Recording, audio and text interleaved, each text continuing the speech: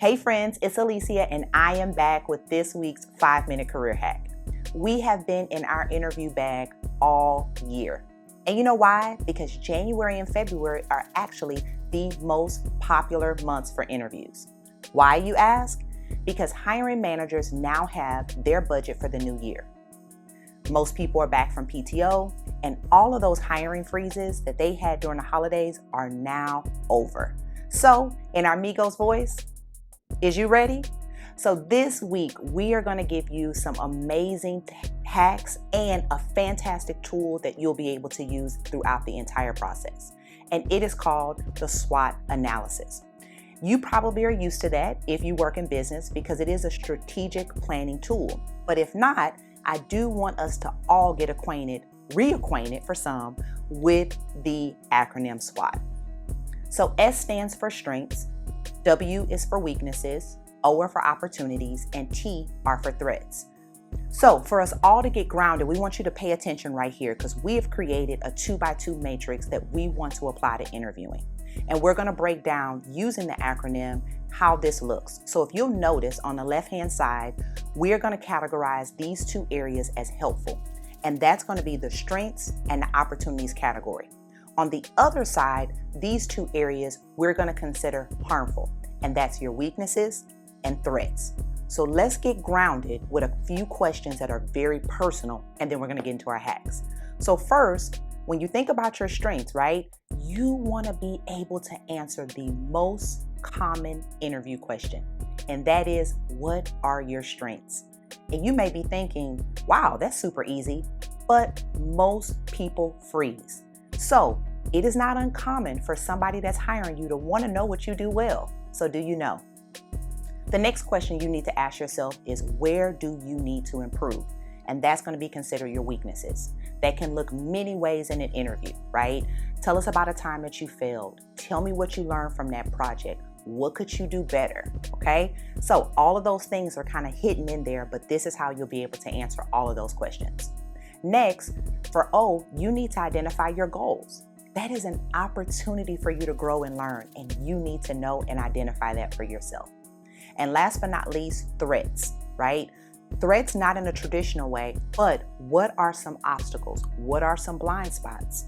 That's what you need to get grounded on. So now we have our analysis, our SWOT analysis. You have your matrix right here. Now we're going to give you a few stats and give you your hacks for how you cannot fall into these traps. So our first hack of the week, let's get a stat first. 47% of candidates failed the job interview because they didn't have enough information about the company they applied for. That's not going to be you. And you know why? Because here at the 5-Minute Career Hack, week over week, we provide you tools on where to go.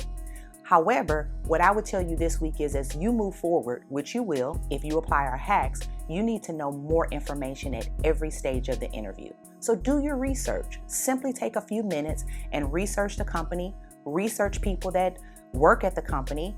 LinkedIn, social sites are your friend. Okay? Our second hack, let's start with our stat.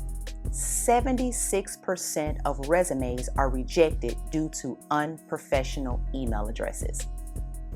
The hack of this week for this one is let it go. If you have an email address that you've been using since high school or college, it is time to really think about, is that the first impression that you want to give at this stage in your career? We talk a lot about this in the Career Hackers Master's Program, so I won't take a lot of time here, but I'll give you a couple examples.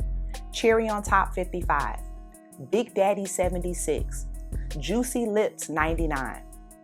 Are those all things that you want someone to first see about you, or for that to be at the top of your resume on how someone can contact you?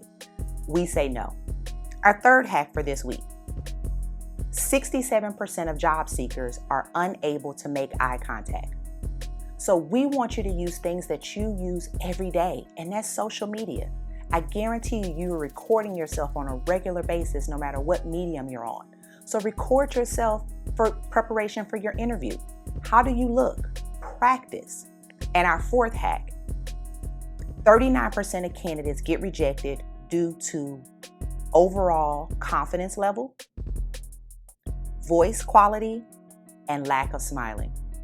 And this is just astonishing to me because these are all things that you can take control of. So once again, we're applying this to our matrix.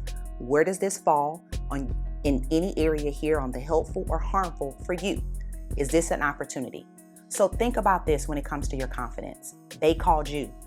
They need you. There is something on your resume, something in them talking to you that they need at their company. So come with that energy. Just last week, we've been talking about interview energy, so apply that here. Also, voice tonation. If you are practicing your interview, you will hear where maybe you don't give the energy that you would like to have. Practice that. And last but not least, how much does it cost you to smile? So go ahead and apply that and be aware of when you are or when you aren't smiling. All right, hackers, this has been your 5-minute career hack. And like we started with one question, hopefully you can answer it now. Is you ready?